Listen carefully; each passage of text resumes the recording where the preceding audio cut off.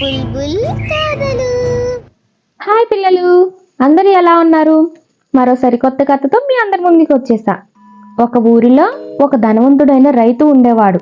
ఆ రైతు చాలా పిసినారి. అతనికి కొన్ని ఆవులు దూడలు ఉండేవి. అతను ఎవరిని నమ్మేవాడు కాదు.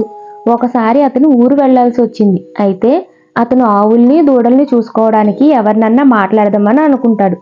కానీ అతని పిసినారితనం వల్ల ఎవ్వరూ ముందుకు రారు. అతను ధనవంతుడైనా అతనంటే ఎవ్వరికీ ఇష్టం ఉండేది కాదు. చివరికి అతనికి ఒక పేదవాడు దొరికాడు. ఆ పేదవాడు చాలా నిజాయితీపరుడు. ఆ ధనవంతుడు ఆ పేదవాడిని కొంత డబ్బులకి మాట్లాడాడు. పని ఎలా చేయాలో ఆ పేద వ్యాపారికి చెప్పాడు. ధనవంతుడైన రైతు ఊరు వెళ్ళాడు. ఆ పేదవాడు చాలా నిజాయితీగా ప్రతి పని చేసేవాడు. ఆవుల్ని దూడల్ని శుభ్రం చేయడం, వాటికి మేత వేయడం వంటి చాలా చక్కగా చేసేవాడు. అనుకోకుండా ఒకసారి ఒక ఆవుకి అనారోగ్యం చేసింది.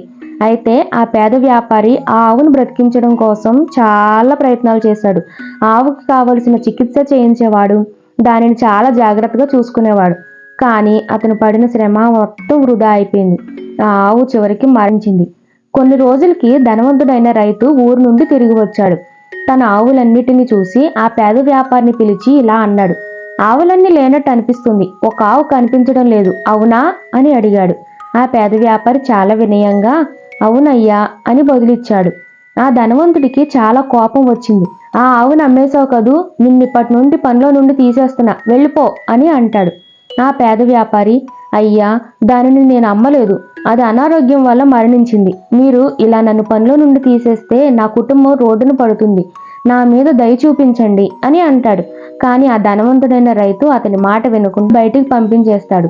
ఆ పేద వ్యాపారి చాలా బాధపడుతూ అక్కడ నుండి వెళ్ళిపోతాడు. కొన్ని రోజులు గడిచాయి. ఆ పేద వ్యాపారి అనారోగ్యంతో మరణిస్తాడు. రోజులు గడిచాయి. కొన్ని రోజులకి ఆ ధనవంతుడికి నిజం తెలిసింది. ఆ ఆవు అనారోగ్యంతో మరణించింది.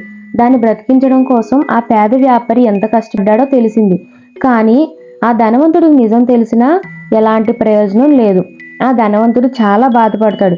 అనవసరంగా ఆలోచించకుండా తొందరపడి ఆ పేద వ్యాపారిని తిట్టినందుకు చాలా కృంగిపోతాడు. అతనిని నమ్మనందుకు చాలా బాధపడతాడు. కానీ ఏం లాభం, ఆ పేదవాడు మరణించాడు.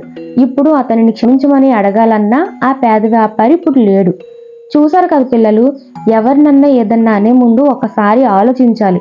తొందరపాటుతో మాట అనేసామంటే తర్వాత మనం చాలా బాధపడాల్సి వస్తుంది. సరే అయితే మళ్ళీ సరికొత్త కథతో కలుసుకుందాం పిల్లలు. బాయ్ పిల్లలు.